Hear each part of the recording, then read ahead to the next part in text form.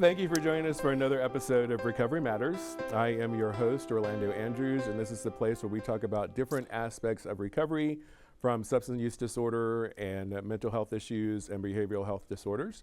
And today we have a special guest. Her name is Trina Frierson. She actually is the owner and founder of Mending, which is a local women's facility here in Nashville, Tennessee that does a lot of good work with grants and actually the TennCare population, right? Welcome, Trina. Thank Thank you for joining us. Thank you, Orlando. Now, I don't want this to be deceptive because we're not going to be talking about Mending.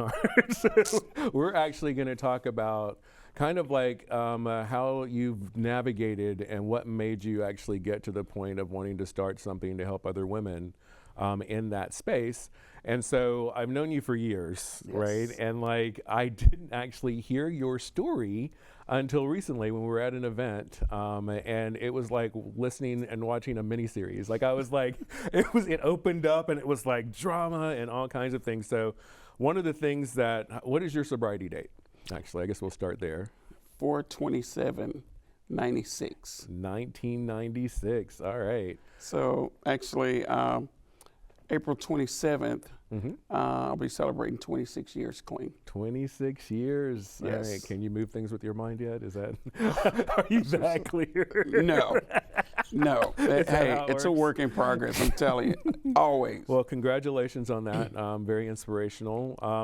One of the things that is always really interesting about how you get to 26 years is, there's sobriety, which is kind of where we actually look at just removing the substance, right? Getting that gone, getting that done.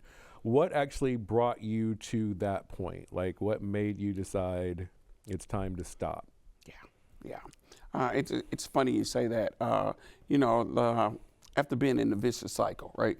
Oftentimes, we think that we're out there living our best life, right? When we're out there using and manipulating what we think is a system, but the system is manipulating us, right? Right. I remember one of my old sayings is, I do drugs, drugs don't do me, right? And it took me to get clean and get through recovery to understand, you do drugs, but drugs also do you, right? And so after that vicious cycle, I ended up in and out of incarceration, hitting that vicious cycle, that revolving door. And I think it was the time before the last time that I was arrested, right? I had a wake-up call. Okay. And one of those wake-up calls is that I got arrested, and they initially was trying to give me 30 years. And that was a frightening moment for me, not because they were giving me 30 years, but because the charge was pending, was a murder charge. Okay. And for me, knowing that as much as I was intoxicated and out of my mind on a lot of days, I knew I hadn't killed anybody. Okay. But because of the lifestyle and the situation and the guns that I purchased, one of them had a body on it. Okay. And so, but my mom, with an 8th grade level, always told me that if you can't ever read nothing, you read either the print, the italic print in the box, or the stuff in the box, the things that are checked. That is the most important thing on a document. Okay. And I never knew that, right? But at this time, I'm in jail and I see this thing, this pink paper, and it's got the check on there, everything ain't charging, because it's a whole sheet of stuff, but I'm looking for the box or the italic print. And that's where I find the charge. And I was like, man, you're crazy. You can charge me for the drugs, but not the weapon. Right. And I was willing to do the 30 years, but not for a murder. Right. And so I went back and I ended up doing a minute, and I stayed probably a year before they went back, and eventually they brought it down. You go back to court and they bring it down to 15, then come down to 8. So I came out with an 8 at 30. But within that 8 at 30, I ended up getting out. No, I served a 2-year sentence, and I was supposed to be out on paper or something. I can't remember. But what happened was I stayed in that program over 2 years, and I was in a women's treatment program in jail, and it was part of a bigger program that would lead out to the public defenders program over at Cumberland. And so one of the things that happened in there is that while I was in there, I went to treatment, I was doing groups, and I became a lead intern in the program. Okay. And what that was, like a captain or mayor of the group.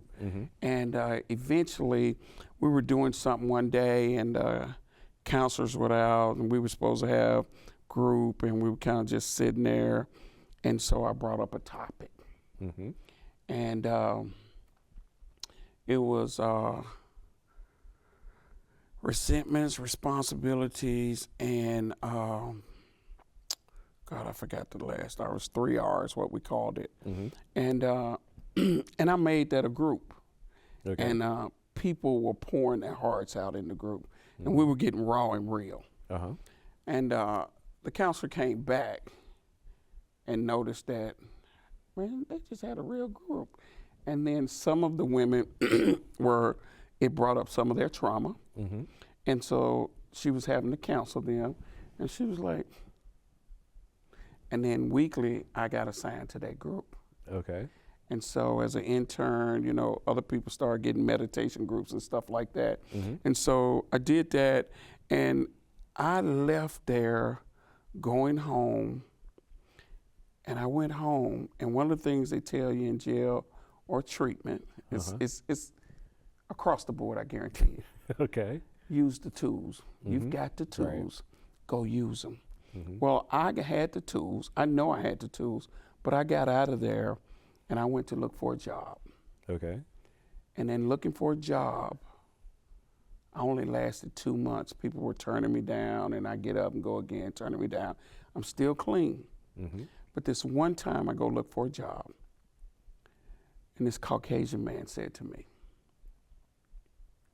I don't know who's going to hire you with all them felonies. I wouldn't. Wow. That immediately shattered me. Right. I got on that city bus. I got back home, and I got off right across from my house, and my brother lived up the street, and one of my old homies were standing on the corner. I said, hey, Trina, what's up? I said, shh, man, nothing, just try to find a job, but I think I'm going to have to get out here and do what I know to do. I got to take care of my kids. Ain't nobody hiring me. Now, mind you, at this time, my kids are already in state custody. All parental rights been taken. And from there. And how many kids did you have? 3. 3, okay. The guy said, well, here. And he handed me a pat. And he said, get on your feet. So I said, listen, man, I ain't got no money, and I don't know when I'm going to pay you back. He said, you don't have to pay me back. Get on your feet, man. Do what you need to do. Just holler at me, right? Well, that's that 1 is too many, 1,000 never enough, right? Right. But it also is that anybody that ever used, if we truly assess the situation, the first one was always free. Right. You think about when you got initiated into the drug life, how did you get it? You didn't just go across the street and purchase your first drug. Somebody gave it to you free. Right. And so the first one's always free. Wonder why? Well, to get you started, right? Keep coming back. Yeah. And so what happened was it sent me off to that vicious cycle. And I only lasted 2 months before I caught that last charge. Okay. And so that last charge initially, and let me rewind that. The charge before that was not, it was drug charges. This last charge was a 30-year charge. Okay. And then I ended up doing 2 more years, right? Okay. So Like you were 2 already years. in for 2 years. Then you got out for 2 months, and then you got back in for 2 years. Yes. Okay. So it was just like rotating in and out. And so this last time, I think the hope for me this time was the last time is that I had lost all parental rights. My counselor believed in me and really wanted to help me. And when I got out and ended up coming back, she had moved to another facility, but she came all the way back to Nashville because she heard I was incarcerated. Okay. And she came in there and she blessed me out in front of that group. That was one wake up. But the other true wake up is that I called home one day to talk to my daughter. Right. When I left her, she was like 9 years old. 10, her sister was 5, and her brother was 1. Okay. They're 5 years apart, right? And she had to become the parent. While I had my sister who was schizophrenic, mental health issues, I left them abandoned in that house with them. My oldest child had to care for her brother and sister. But they did stay together. They all for a moment. Okay. And then they were parted. Okay. And so what happened is that I went back to jail. I called home one day, and I called to talk to my daughter. And she said, I said, Mama, love you. When I get out, we're going to go to the circus, park, get some movies. All the foxhole prayers and the promises that we make in jail with good intentions. Right. But when we get out, we can't make the rubber meet the road. Right. I was one of those. And that's the things that I said. And I didn't realize that I was one of those and was making those false promises. It took a 9-year-old to tell me that. Right. And what she said to me is, Mama, that's what you say every time you go to jail. Oh, wow. And Orlando, when I say, it felt like my daughter, that baby, took one of those rigid edged knives and stuck it and turned it. Right. And I still feel it today when I think about it, right? That took me and sent me to my bed in fetal position crying. Okay. It was my counselor said, what are you hurt by? Right. Is it because she told you the truth? Was it because that's what you always do? She said, either way, what you should do is get back up and go in group and talk about it and process it. Right. And what you should do is quit calling home every day telling lies.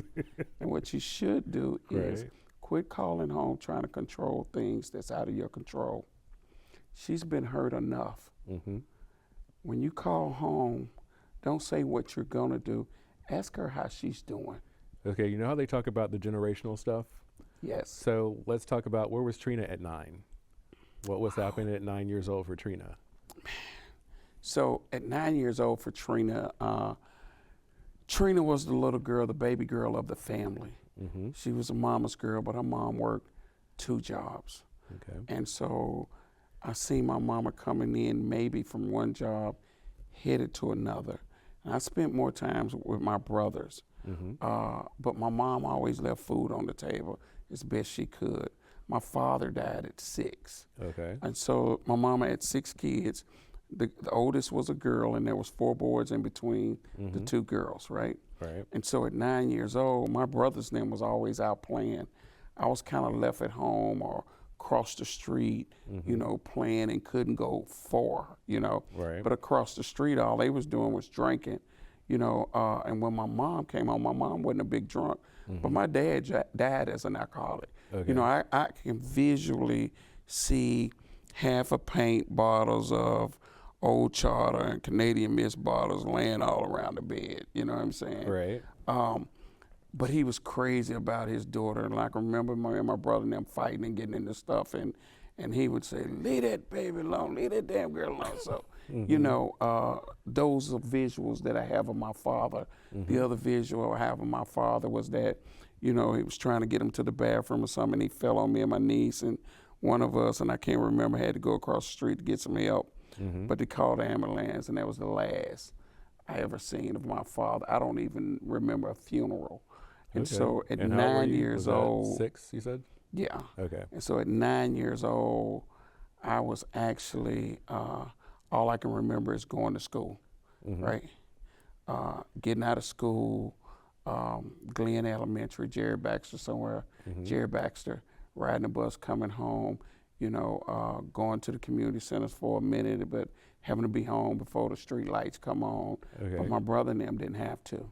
So when did you get into drugs? Like when did, from my there? Drug activity, if you really want to think about it, maybe when I was probably 10, I might have snuck into some corn cob wine that my mom had made, because she would make it during this season. You couldn't drink it till next year, so you'd slip something like that, but it just tastes like corn, you know what I'm saying? Right. So my first true alcohol taste was probably somewhere about 12 or 13. And that was around the holidays, Mm-hmm. you know, when everybody was drinking and you sneak and ain't nobody looking, you sip, you know. Right.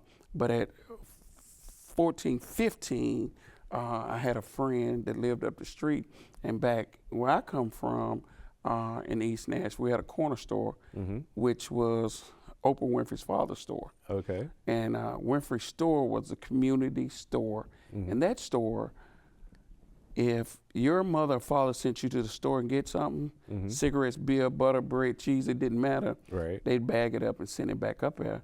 Well, we had a friend, mother, that used to send her all the time, and so it was clockwork. Mm-hmm. And Janice people would send them to get it, but some of that bill was for Janice. Janice was about 3 or 4 years older than us. Okay. And so she was trusted to go get it. Now, they wouldn't let somebody with me 12 years old, but she was like 17, Mm-hmm. 18, almost 18. Yeah. And so back then she could do it, right?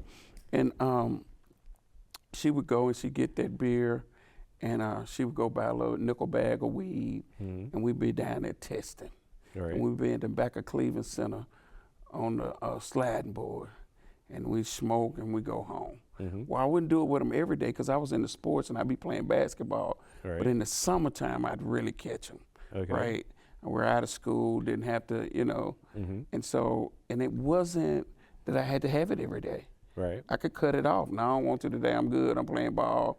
Boom. And what good. was it? Was it alcohol or just alcohol? Yeah, beer and weed. Okay. It was just beer and weed. Okay. And then when I was in the 12th grade, you know, the biggest thing is that you take a half pint of liquor in your gym bag, Mm-hmm. pour it in the Coke after the game, but that was it. And then in the summertime, every now and then, smoke a little weed. Like my first time of seeing cocaine Mm-hmm. or heroin, I was an actual senior. Uh-huh. Cocaine, it was my freshman year in college. Okay. And so marijuana and beer, alcohol is the most I've ever seen. Mm-hmm. Like when you take a pill, Mm-hmm. see, opiates back then wasn't a thing. Right. Pain pills was just pain pills. You take it to get out of pain. Right. And so that's all I ever knew. But my life took, after getting a scholarship to play basketball, Mm-hmm. I got to meet Pat Where did you Summit. go? I went to Vol State in Gallatin. Okay. But that was out of fear. Mm-hmm. I had chance to go to UT Martin, UT Chattanooga, Virginia. Mm-hmm. Went and visited Pat Summit. Where was the other place? Me and a girl named Sharonda Jenkins. We traveled a lot and we went to see these colleges together. Uh-huh. But what happened was I played there my freshman year, Mm-hmm.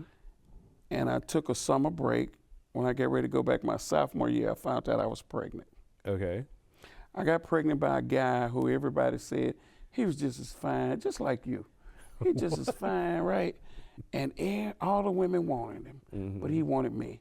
And they told me he was a junkie. They told me he was a robber. He'd been to prison, blah, blah, blah, blah. Mm-hmm. My brother and them didn't like him, but everything they said, listen, he don't look like none of that to me, right? Right. And I ended up getting pregnant by this guy. And lo and behold, after I got pregnant and the baby was a couple of months old, Mm-hmm. I found out that he was an IV user. Oh, wow. And so I walked in the house one day, and him and his nephew and a friend was in there using Mm-hmm. IV drugs. And I said, I want some. And man, I love this man today because of this.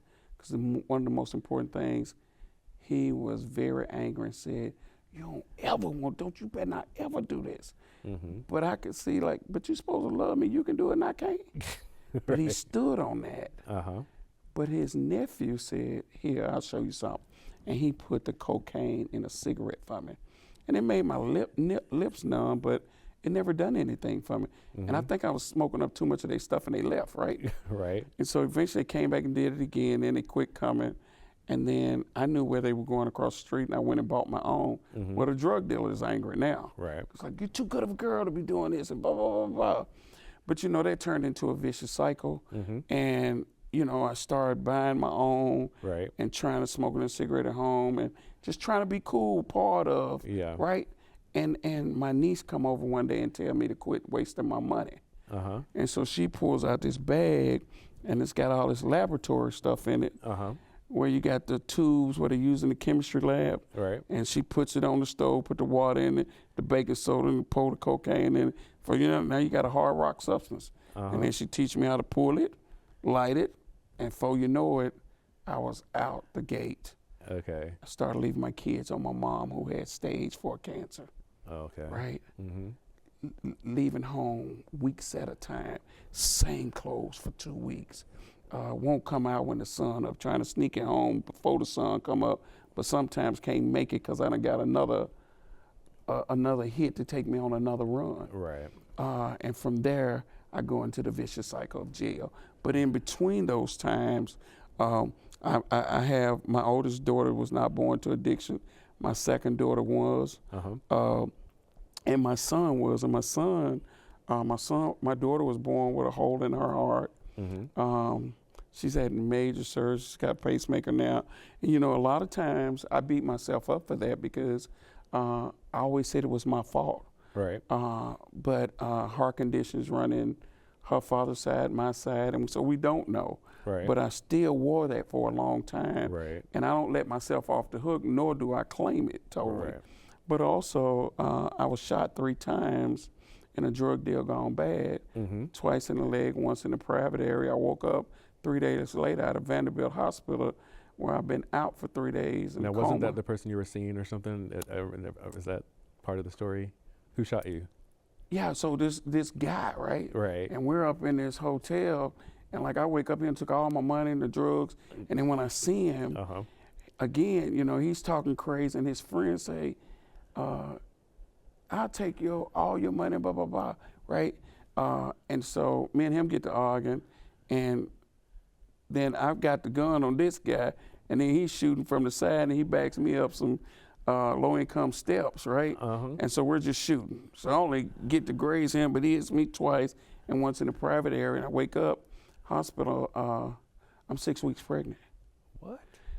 And so I leave there, and I'm supposed to go back to the hospital because where this bullet is laying, it could damage me or the child, right? Right. And so, but hey, I'm not thinking about it. I'm in active addiction. I really don't want this child, right? I just want to go get high, chill, do what I do. And I come to find out, I went around for months, never a doctor's appointment, really trying to smoke this baby out of me. I'm trying to abort this baby, right? Right. And for months I walked around, I never felt anything. No movement, didn't hurt. And it was one night I got to hurting real bad. And I said, man, I know this baby done passed in me. And I get to the hospital, deliver, and the bullet is still in there, right? To this day when I have this baby. In fact, it just got took out in, I think, 2014. What? So it was in me over 20-something years, yeah. Okay. But, so I get this baby, and I'm knowing he's gonna come out not alive. And so you know how they, don't say nothing, and I'm okay with it, right, at the time. But then they do it again, and I'm like, shit. And so I take this baby from the hospital, and I take him home, and I drop him on my sister who's schizophrenic with mental health disorders, right? Yep. And I'm out to the races again. And then that's when I go into that last charge. And so getting out of jail this time, the daughter was the wake up that I got to do something different. But I can't tell you when the real magical moment happened in treatment. Right. But I got into a routine, and I got to praying, and it was a sincere prayer. Like, God, if you show me that I can use if I can live without the use, I promise, man, to be a servant. I didn't know what that looked like, but I knew that I wanted to try to live without using. But how God set it up for me may be different from other people. Right. He knew that I was a disobedient person, and that, hey, if I go get dropped back on my old campground, I ain't gonna make it.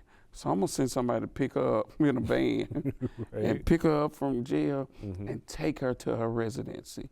And when I got there, man, they opened the door, and there were some other women there for me. And one of the women that was there for me was one of the women who gave me my first weapon on the streets. What? And one of the things that happened is that I walked in there and I was like, what's up, G-Money? She said, my name is not G-Money, my name is Janae. We do not use street names in here. And I was like, who done brainwashed her? Like, what? what? Right. But man, she got to telling me the rules and the goals, and I didn't have family support. You know, one of the traumatic things for me also is that, you know, in the artificial world that we live in, when we're intoxicated and living in the drug world, is that, you know, when you're out there selling drugs, and all of mine was not just getting high. You know, I got charged for ounces and ounces of drugs, right? It was the CIA and all those folks come through that door. So there was a big sting, right? But, and people on the street see me as a drug dealer. You know, my reality, because I'm in recovery today, no, I wasn't nothing but a peddler, right? But when you're seeing all the drugs and money they got, you would think I was, hey, this, right? Yeah. But it really ain't that, right? And so one of the things that happened is I know who I am today. But when I actually got caught this last time, and people, the things that I was doing out there, all the clothes, the cars, the money, whatever, and part of that is that I had a family member involved, one of my siblings, right, that was in connection working with me, right, and that he was delivering, I was producing, right. Those people weren't there for me when I was in jail. Right. None of those people. And so how do you go from making money to becoming on the indigent list, right? And so that's kind of traumatic, going to jail. And so my first time when I went, you know, I had to do some illegal stuff like sell cigarettes, you know, produce commissary and all that. But on this last run, I was able to ride it out and get humble and accept what God had for me. And getting out of jail, I had 3 T-shirts and 2 pair of jogging pants. When I got there, I was weighing 450 pounds. Right. And so they didn't have no clothes for me. I came out in my grays. But it was a girl, bless her, Regina, man, she took me to Kmart and bought me my first 2 outfits. And then the next day, somebody brought a big trash bag of clothes. And I can remember the most beautiful thing about that bag of clothes, it wasn't what was in it. It was that I opened that bag and I could smell the fabric softener. Yeah. And they were folded so neat. And so while they weren't brand new, they were new to me. Right.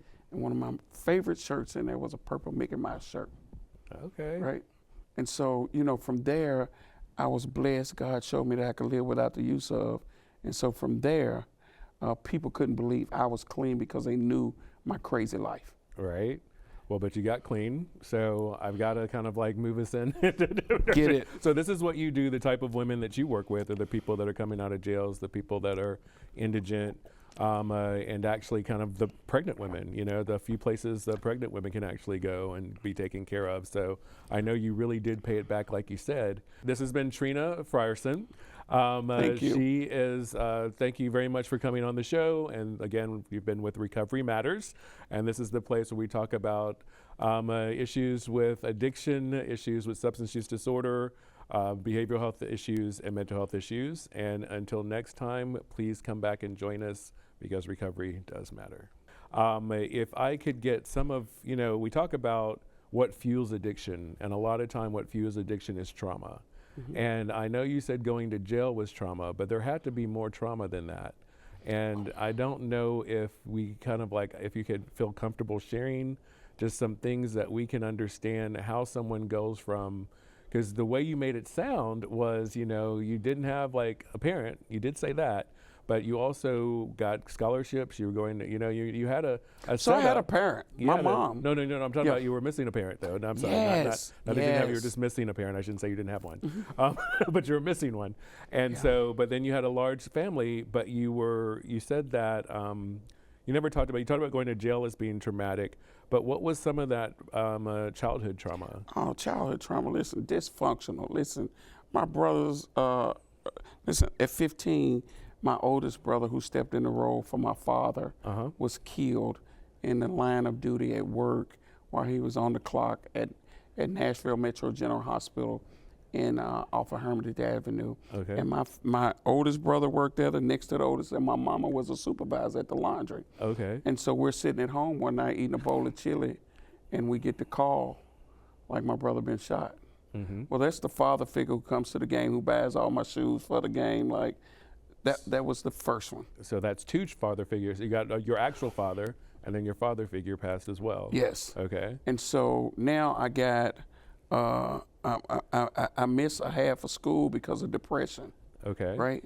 And so, and I'm catching a kidney infection, but it seems like I'm really sick and I ain't sick, but it's really depression. I don't know that back then. Right. Looking back on it, I was like, hey, you really wasn't sick with kidneys. Mm-hmm. You was depressed, right? Right. And so that was that event. Well, 3 to 5 years after that, my mom gets cancer. Uh-huh. She beat it, right? Okay. She has goiter surgery, Uh-huh. which was like a form of it, but it wasn't. Yeah.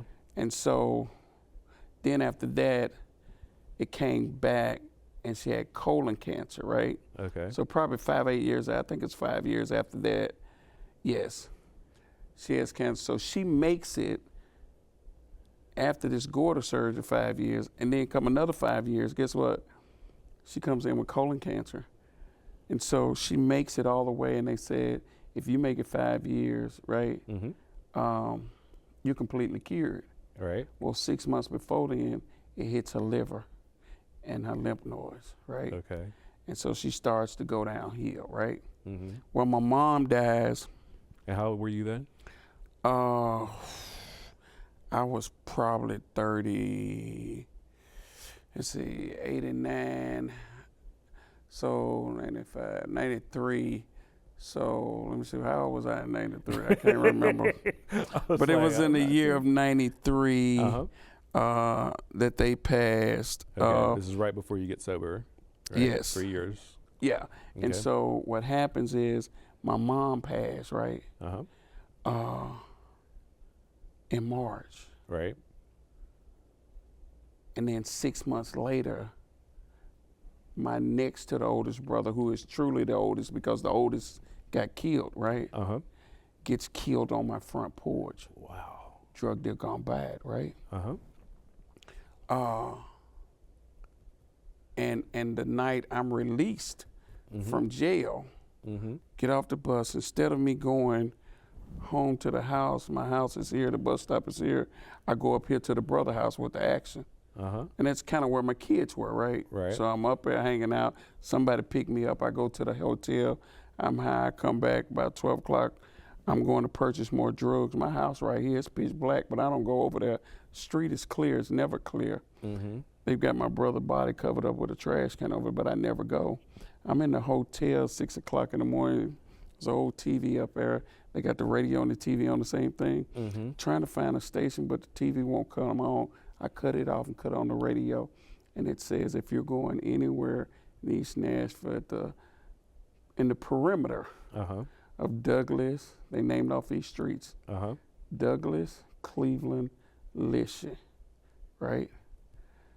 That boxed it off at the corner of North 5th and Bayard, which is now North 5th and Vernon Winfrey. There has been I can't remember where, but a tragedy.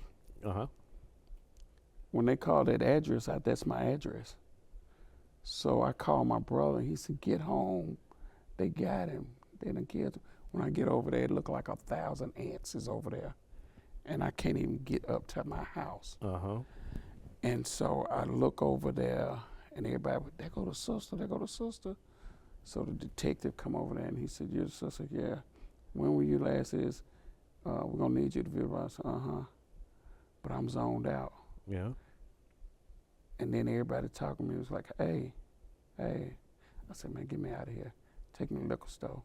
I go drink a whole pint of liquor and pass out. When I get up, it's time to have the funeral. Oh, wow. So lots of trauma. Lots of trauma. Yeah. Right after that, I'm in and out of jail. I get shot. Get out. And so in that process of all that, all my kids get taken away from me. And I've been blessed because I was never supposed to regain parental rights. Right. And oftentimes I think things happen to us for a reason. You don't need to understand them. You just need to live them out, right? Right. But, being clean in recovery, what does that look like? And how do you navigate through traumatic events clean? Right. I think therapy is key. Mm-hmm. Even with 26 years, I still do therapy. Right. I still have counseling with my pastor. I still have, and I got a couple pastor friends that I counsel with, right? Right. But I also give back Mm-hmm. in the therapeutic realm of recovery. And I may take a retreat in a minute. Mm-hmm. You know, one of the most beautiful things that my eyes were open to was this place called Onsite. Right. And I had treatment early on when I regained custody of my kids. Mm-hmm. I did individual therapy, family therapy, Mm-hmm. you know, so we kept that going. I think that's what, today me and my kids are so freaking close, they think we're friends. Right. And sometimes I have to tell my children, y'all got some friends, right? But that's good. You got them back. You actually have a great relationship. We do. You know, healing the past and actually making it better. Yeah, but you know, there's still trauma that comes with that. Yeah. You know, I think about my oldest child who had to do some countertransference and grow up before she wanted to. Yeah. But now she is the oldest, but at the same time, she's responsible and everything. But she is the one who needs babying and nurturing the most. Right. You know, sometimes, mommy, like, and I'm like, you know. Right. But at least you have that relationship now, you know. Yeah. And we talk, you know, me and my kids talk all the time. I got married in recovery. Mm-hmm. I got divorced in recovery. Right. You know, but that was the longest relationship I'd ever been in for 23 years. Right. I never thought I could achieve anything. I never knew what loyalty was. Right. I've never had an extended relationship, Right. you know. But the beauty of it is that I know with therapeutic support, counseling, and a spiritual foundation, anything. It's spiritual matters that we're dealing with. Yep. You know what I'm saying? And if you don't address the spiritual matters, then, you know, what are we addressing? Right. Well, look at that. So thank you so much for being here. I mean, like, I'm the host, but every time she talks, I just get lost in your story. And it's like, I can't really say anything because it's just like it's just amazing to see the transformation of all the stuff that you've been through. If you don't know Mending Hearts is an amazing program for women who are coming in that are indigent, who might be have pregnancies, you know, and are in active addiction. And it's a very long-term program. It's a really good program. Donate to Mending Hearts. Sure, yes. It is a nonprofit. And so you're helping women like yourself kind of come back in there. And I know you're doing really well now. So 26 years looks good on you. Yeah. But anyway, this has been Trina Frierson. Thank you. She is, thank you very much for coming on the show. And again, you've been with Recovery Matters. And this is the place where we talk about issues with addiction, issues with substance use disorder, behavioral health issues, and mental health issues. And until next time, please come back and join us because recovery does matter.